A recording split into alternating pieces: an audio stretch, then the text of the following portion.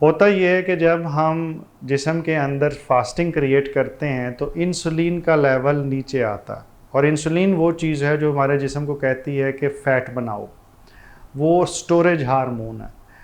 तो जब इंसुलिन का लेवल ऊपर नहीं जाएगा तो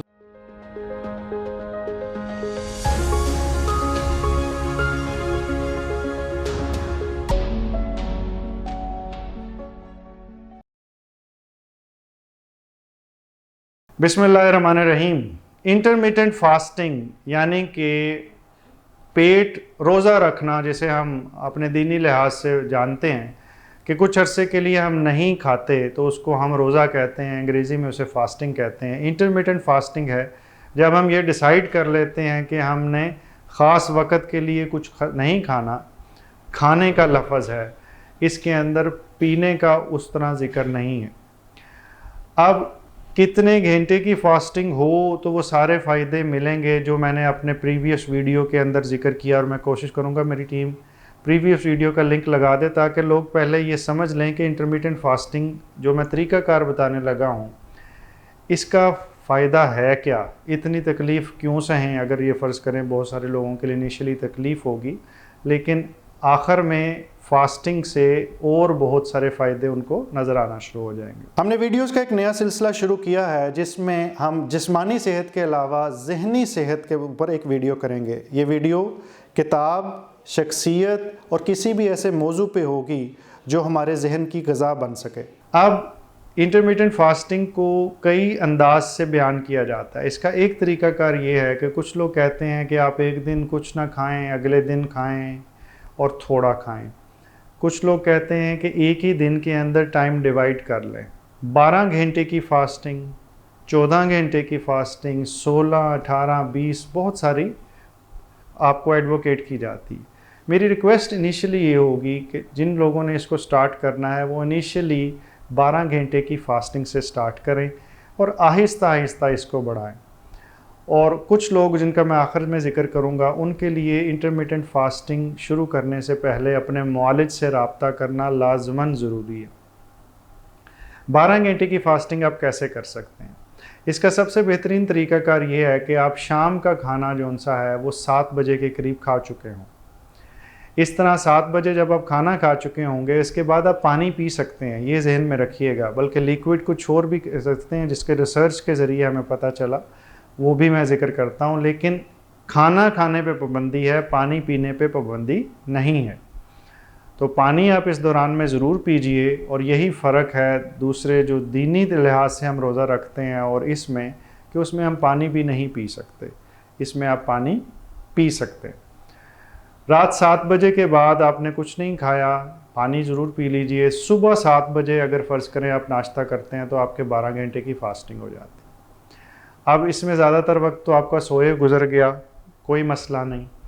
लेकिन आप गौर कीजिए, मॉडर्न लाइफस्टाइल में ये 12 घंटे की फ़ास्टिंग हो नहीं पाती। अमूमी तौर पे खाना लेट खाया जाता है, सुबह ऑफिस जाने से पहले नाश्ता किया जाता है और उस दौरान में 12 घंटे की फ़ास्टिंग हार्डली कंप्लीट हो सकती। जो असल फ़ायदे गिनवाए जाते हैं इंटरमिटेंट फास्टिंग के, वो 16 घंटे की फ़ास्टिंग के हैं।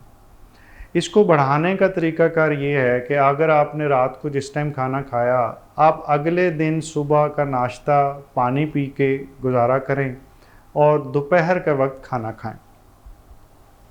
आप दोपहर 2 बजे अगर खाना खाते हैं और रात का खाना आपने 8 बजे खाया हुआ था तो 4 घंटे 8 से 12 और उसके बाद 12 और 2 14 और 12 और 4 16 घंटे की फ़ास्टिंग हो जाएगी अगर रात 8 बजे के खाने के बाद अगले दिन 2 बजे तक आपने कुछ नहीं खाया। इससे ज़्यादा फ़ास्टिंग वो लोग करना शुरू होंगे जो इसके असल मग़ज़ तक पहुंच चुके होंगे और वो कंफर्टेबल हो जाएंगे फ़ास्टिंग करने से। शुरू में ये ज़रा मुश्किल काम लगता है। बाज़ लोगों से ये गलती होती है कि वो इस दौरान में पानी भी छोड़ देते हैं, and this is not recommended. आखिर में जब आप पानी बिल्कुल छोड़ देते हैं और ये साल हर साल तक चलाते रहते हैं तो फिर मॉलिक्यूलर वाटर जो सा है वो बनता है और उसकी कुछ अलहदा साइंस है। अगर आप चाहेंगे, लोग इंटरेस्टेड हैं, तो उस लेवल पे जाके भी समझाया जा सकता है।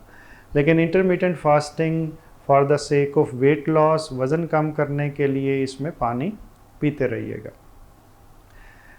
20 घंटे की फास्टिंग आप फिर इसी लिहाज से सोच लीजिए कि आप अगले 4 घंटे मज़ीद नहीं खाएंगे, 16 में 4 डाल जाएंगे तो 20 घंटे, which I don't recommend to all. वो कुछ स्पेसिफ़िक लोगों के लिए है, तो शुरू में 12, 14 और फिर 16 घंटे की फास्टिंग से स्टार्ट करें। और ये कोशिश करें कि आप रोज़ाना करें या एक दिन छोड़कर एक दिन करें। अब आप कह सकते हैं, जैसे कि कोई लोग पहले वक्त में कहा करते थे कि आप खाएं ज़्यादा और ज़्यादा एक्सरसाइज कर लें। रिसर्च ये बात कंफर्म कर चुकी है कि ये थ्योरी जिसे कैलोरी इन कैलोरी आउट कहते हैं, ये सक्सेसफुल नहीं है। और उसकी वजह ये है कि आप एक जो बिस्किट खाते हैं, बास चॉकलेट चिप वाले जो से बिस्किट होते हैं, आपको उसको बर्न करने के लिए तकरीबन 20 मिनट तक भागना पड़ेगा, तब जाके वो एक बिस्किट जो सा वो बर्न होगा। तो क्या वाकई हम इतना भागेंगे? अगर कोई हाँ में जवाब देता है तो शायद वो अपने आप से मजाक कर रहा है। इसलिए ख़ुराक को लिमिट करना ज़रूरी है, लेकिन वक्फ़ा होना बहुत ज़रूरी है। जो सबसे बड़ा प्रॉब्लम पिछले कुछ अरसे में बताया गया वो ये है कि हर 2 घंटे 4 घंटे बाद शॉर्ट फ्रीक्वेंट मील्स लेते रहें, थोड़ा थोड़ा खाएं और बार बार खाएं। इससे बहुत बड़ा फसाद क्रिएट हुआ। होता यह है कि जब हम जिस्म के अंदर फास्टिंग क्रिएट करते हैं तो इंसुलिन का लेवल नीचे आता है, और इंसुलिन वो चीज़ है जो हमारे जिस्म को कहती है कि फ़ैट बनाओ, वो स्टोरेज हार्मोन है। तो जब इंसुलिन का लेवल ऊपर नहीं जाएगा तो फैट भी डिपॉजिट नहीं होगा। लेकिन जब हम हर 2 घंटे बाद कुछ खाते हैं तो इंसुलिन का लेवल ऊपर जाता है, वो नीचे आने लगता है, तो अगले स्नैक की बारी आती है, फिर अगले स्नैक की बारी आती है। तो यहाँ पे जहाँ पे इंसुलिन ने आना था वो आ ही नहीं सकी, वो ऊपर ही ऊपर चलती गई। नतीजतन चाहे आप थोड़ा खाएं सो कॉल्ड कैलोरी के हिसाब से, लेकिन जब आप बार बार खा रहे हैं तो उससे इंसुलिन ज़्यादा रहेगी और फैट स्टोर्स में जाता रहेगा। इंटरेस्टिंग चीज़ इसकी ये भी है कि इंटरमिटेंट फास्टिंग से सिर्फ फैट लूज़ होता है, इससे मसल लूज़ नहीं होता। हाँ, इसकी एक्सट्रीम्स या इसको गलत तरीके से इस्तेमाल पे हो सकता है। फिर इंटरमिटेंट फास्टिंग के अंदर कॉफ़ी इस्तेमाल की जा सकती है कि नहीं, चाय कैसी इस्तेमाल की जा सकती है कि नहीं, एक्सरसाइज इसमें करनी है तो वो किस टाइम करें, ये कुछ डिटेल है, वीडियो बहुत लंबी हो जाएगी। अगर लोग इंटरेस्टेड होंगे इन सवालों के जवाब में भी, तो मैं कोशिश करूंगा कि इस ज़िमनी सवालों के ऊपर भी वीडियोस बनाई जा सके।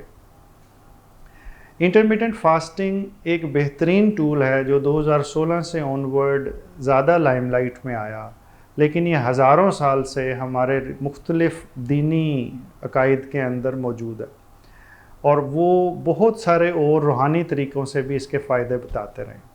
पिछली वीडियो में जिस एक फ़ायदे का जिक्र करना मैं भूल गया वो ये था कि फास्टिंग से जितनी देर आप भूखे रहते हैं आपका जहन ज़्यादा शार्प हो जाता है, आपके जहन में बिला वजह ख्याल नहीं पनपते। हमारा ख्याल में भी एनर्जी लगती है, तो हमारा जहन इतना सियाना है कि जब हम भूखे होते हैं तो सिर्फ ज़रूरी ख्याल ही जहन में आएंगे, वो ख्याल जिनकी वजह से हम सरवाइव कर सकें या हम अपने वक़्त के ऊपर फोकस कर सकें।